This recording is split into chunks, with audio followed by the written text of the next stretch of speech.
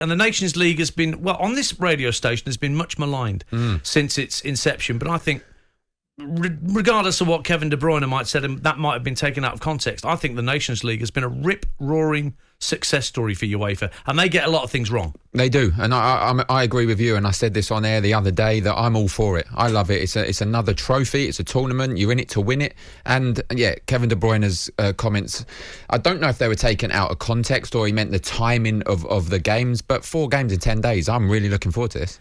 And if he wasn't playing in the Nations League, he'd be asked to play in friendlies, which are the meaningless games that lots of players wanted to get rid of. So we actually have an element of competition ready to go. And what the Nations League has also done, if we leave aside England and the home nations, it's done the power of good for some of those smaller, growing nations to play more competitive football against sides of similar quality so that they build and build and build.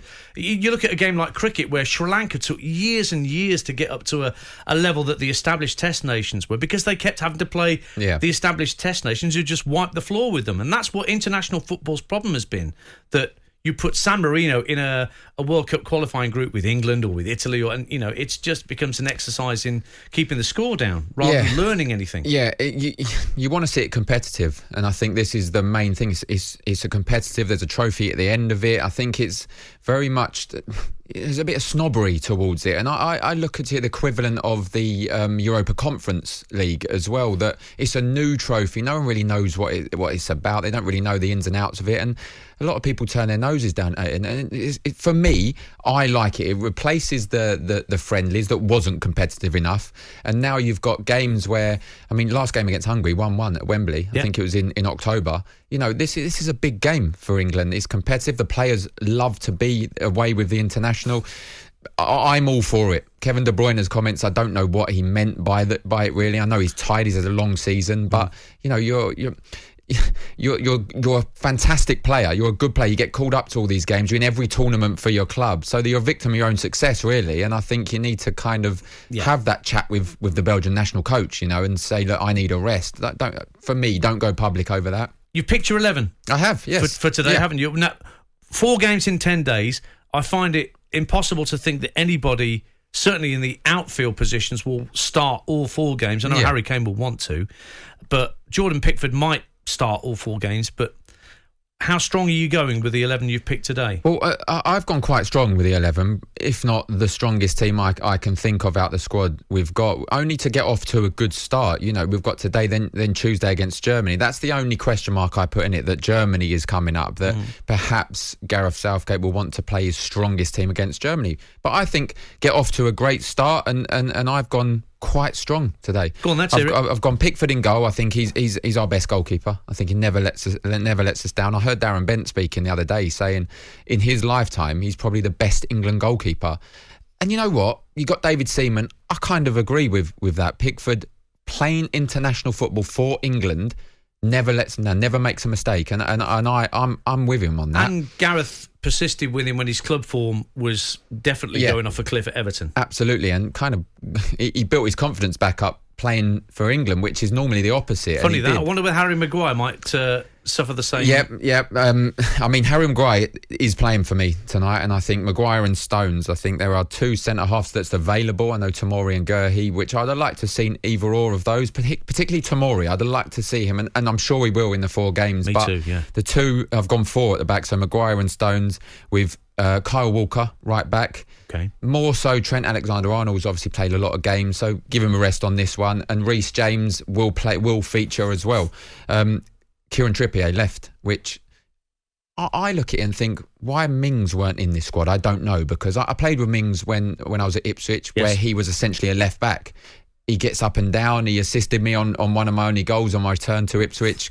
Marauding runs. He's a better left back than a centre half for me, and I don't wish to be unkind, but watching him at left back, I think that's a more natural position. I know he's played a lot at centre half, and a lot of the Villa fans love him. But I think, he's not in the squad, so it's a moot point. Yep. But Tyrone Mings for me is a left back. Yeah, I totally agree with you. But obviously he's not in the squad, so I've gone Kieran Trippier. You know, he's a fantastic player, particularly at right back, but he's done a job at left back, and he never lets Gareth down as well. So yeah, his set plays as well will be crucial, though, isn't it? Right and left side. Yeah, it is. But I'll explain the left wing in a moment. But so midfield, too deep. Rice definitely has to play, and you'll like this one, Jude Bellingham for me. Well, he won't sit deep for a start. Absolutely not. He will be the one to break free, but he will also fill in as that defensive pairing with Declan Rice.